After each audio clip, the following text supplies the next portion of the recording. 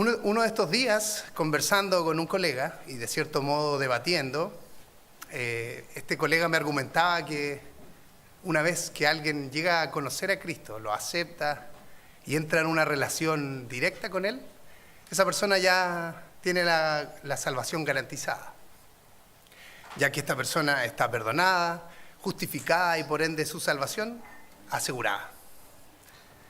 Él me argumentaba con versículos, por supuesto, esta posición, y me conversó durante bastante rato. Por mi parte, me vino la pregunta obvia para esa situación: ¿qué pasa si una persona salva, según su criterio, se desvía? ¿Qué pasa si esa persona comienza a hacer cosas desagradables ante los ojos de Dios? ¿Igual sigue siendo salvo? Luego de unos instantes de la conversación, que no tiene al caso traerla acá, de argumentos cruzados entre él y yo, llegamos a un mutuo acuerdo. Aquella persona de la cual hablábamos nunca fue salva, ya que no había aceptado realmente a Cristo en su corazón, o bien había perdido su salvación debido a su actuar. O sea, estaban estas dos posibilidades: o nunca fue salva o perdió su salvación.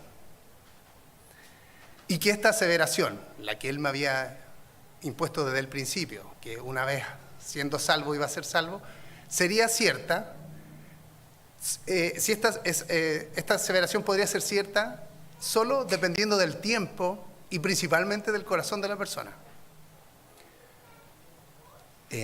O sea, podríamos pensar que Dios podría saber si una persona es salva en un momento X, ya que Dios no está sujeto al tiempo. Él conoce nuestro pasado, conoce nuestro presente, por supuesto, nuestro futuro, incluso, como dice la Biblia, nos conoce antes de nacer. Entonces, Él podría conocer en un instante, tener nuestra foto y poder verla si en algún futuro logramos esa salvación. Y Él también conoce el corazón, lo que para nosotros es imposible. Entonces, como aseveramos, esta afirmación es verdadera si dejamos afuera estos dos conceptos: el tiempo, en el sentido que eventualmente esta persona puede haber sido salva y podría haber perdido su salvación, y el corazón, ya que Dios solo lo conoce y solo Él sabe si esta persona se volcó de corazón y en algún momento de verdad aceptó a Cristo, o quizá fue como ese joven rico que cumplía con la mayoría de la ley, pero le faltaba un detalle importante. Entonces, después de toda esta conversación un poco confusa, fue en ese momento, ahora también, me vinieron muchos cuestionamientos. Y pensé, ¿será que soy salvo? Y si es que lo soy hasta el momento, ¿será que voy a continuar bien? ¿Será que seré salvo? ¿Seré acepto a los ojos de Dios? ¿Seré buena persona o seré mala persona? ¿Soy bueno en mi interior o realmente no lo soy tanto? ¿Soy bueno cuando estoy solo o solo cuando estoy con hermanos? ¿O cómo será mi colega? ¿Será bueno o será malo? ¿Será mejor que yo?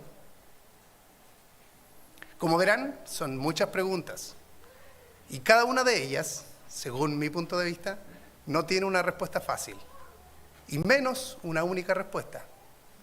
Y si existe la respuesta, por supuesto no la tengo. Entonces, el objetivo de este pequeño mensaje es reflexionar acerca de estas preguntas, ver un poco más allá de las implicancias que éstas tienen en nuestro comportamiento y cómo quizá podríamos, de cierto modo, acercarnos a la respuesta. ¿Seré malo? Es como se tituló o lo titulé este mensaje. Sócrates, considerado uno de los grandes filósofos occidentales, consideraba que el mal es el resultado de la ignorancia o falta de conocimiento.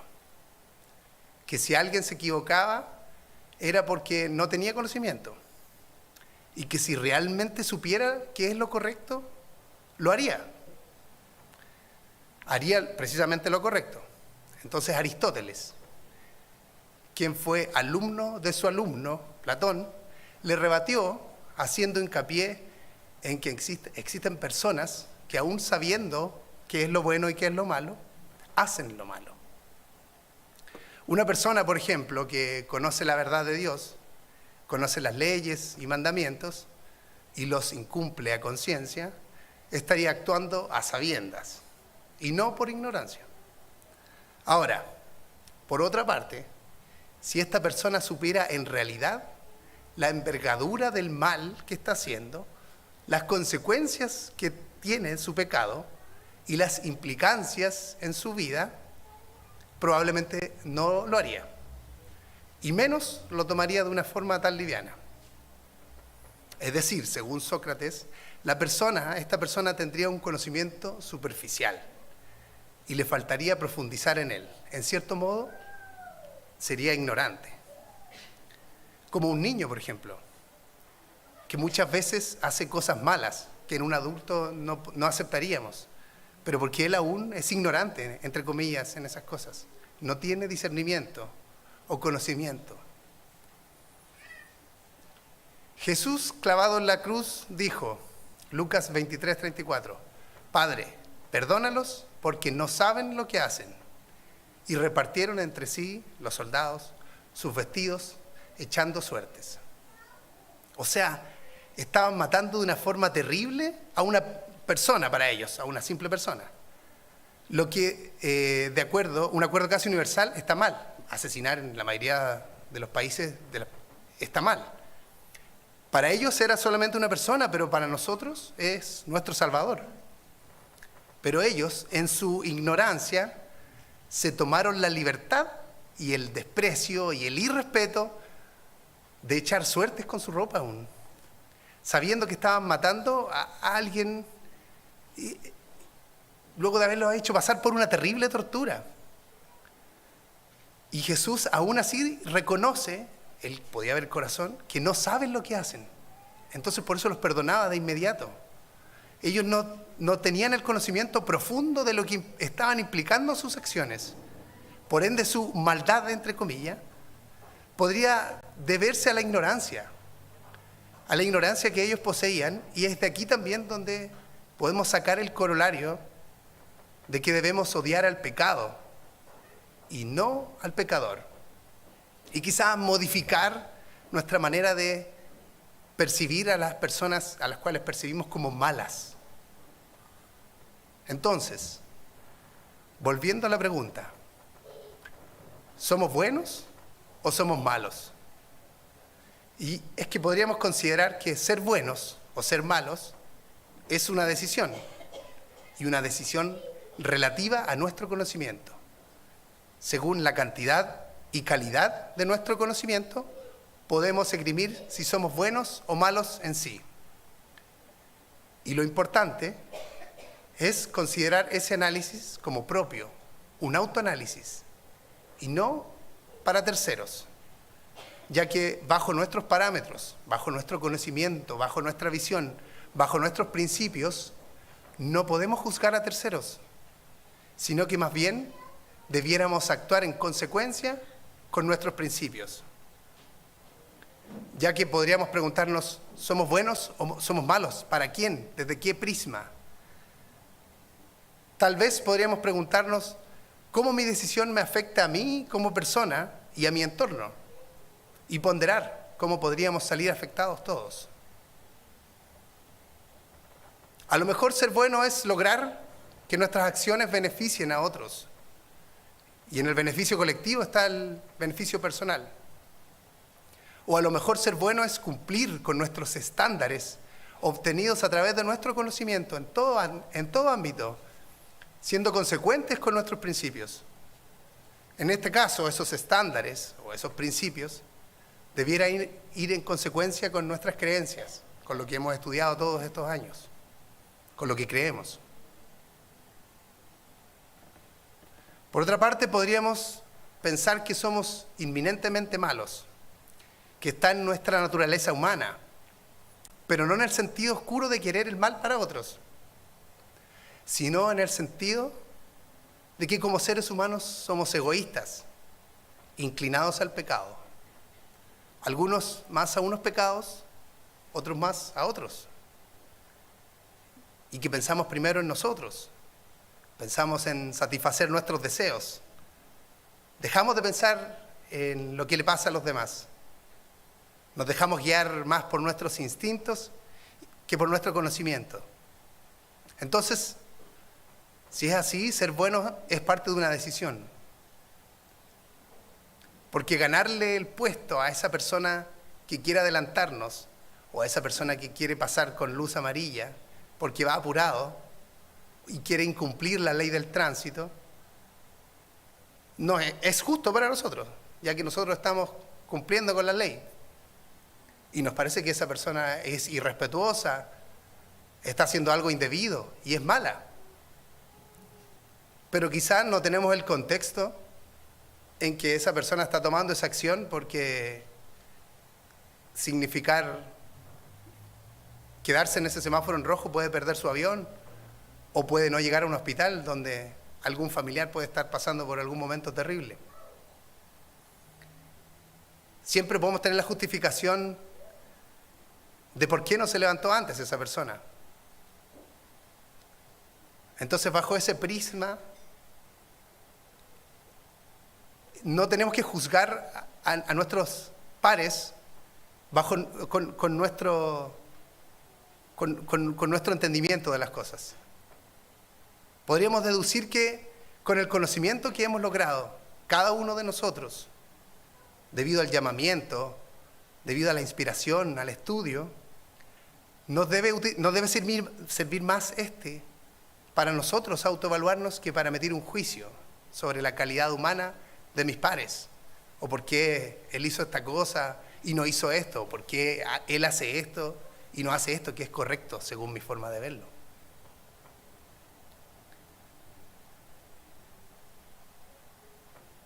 Para aquello, para esto que estamos conversando, deberíamos tener en cuenta en muy alta consideración al perdón como característica, como lo veíamos. Jesucristo, nuestro ejemplo a seguir, perdonó a quienes lo torturaron. Y en el instante antes de morir, no los juzgó porque Él sabía que aquellas personas no dimensionaban la gravedad e implicancia de sus acciones. Porque eran ignorantes en ese sentido. Y digo ignorantes no en tono peyorativo, sino en el sentido del desconocimiento. En este caso, el desconocimiento de quién realmente era Jesús. Así también nosotros no debiéramos juzgar con nuestros parámetros personales a nuestros pares. Quizá ellos desconocen o ponen menos énfasis o gravedad en las cosas que nosotros sí enfatizamos. Porque como humanos, como veíamos, consideramos algunos pecados más graves que otros. Y es que una pequeña mentira o un pecado elaborado solo en mi mente, en lo que estuve pensando,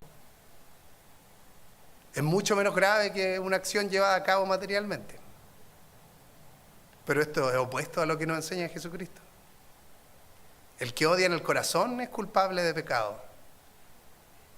Y el que desea cosas no correctas en su corazón es culpable de pecado. Por enunciar el versículo de forma genérica. Romanos 8:20, porque la creación fue sujetada a vanidad, no por su propia voluntad, sino por causa del que la sujetó en esperanza. Porque también la creación misma será libertada de la esclavitud de corrupción a la libertad gloriosa de los hijos de Dios.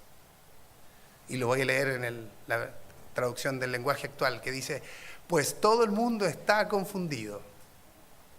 Y no por su culpa, sino porque Dios así lo decidió. Pero al mundo le queda todavía esperanza de ser liberado de su destrucción. Tiene la esperanza de compartir la maravillosa libertad de los hijos de Dios. Y por favor, no quiero que tomen como que el sentido de considerar que el resto de personas están confundidos y nosotros no. Nosotros poseemos en cierto modo una claridad, pero no tenemos la verdad absoluta, para nada. Sino que quiero que consideremos que este conocimiento que tenemos no debería aplicarse para, valga la redundancia, aplicar juicio sobre el resto, ya que probablemente todos estamos confundidos en ciertos aspectos. Muchas veces hablamos de perdón, pero dejamos de lado el respeto también, que es uno de los valores fundamentales que el ser humano debe tener presente a la hora de interactuar con personas de nuestro entorno. Muchas formas de respeto se basan en nuestra relación, en una relación de reciprocidad, respeto mutuo, reconocimiento mutuo,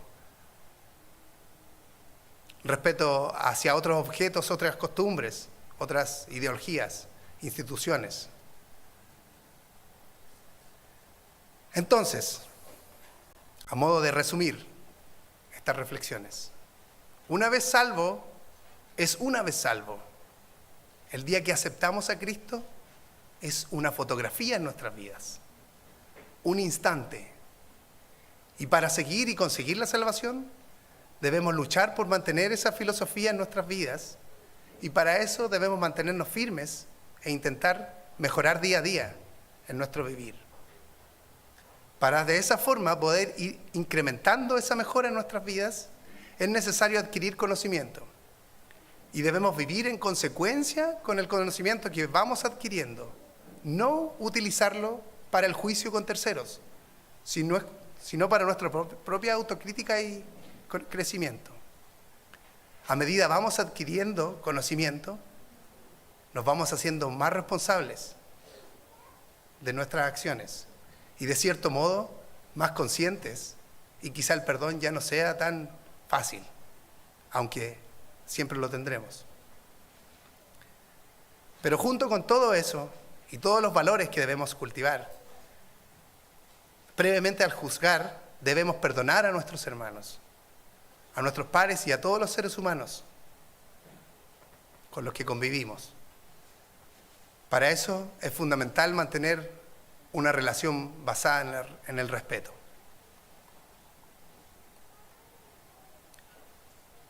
La verdad, yo no sé realmente si soy un hombre de bien, o soy bueno, o soy malo.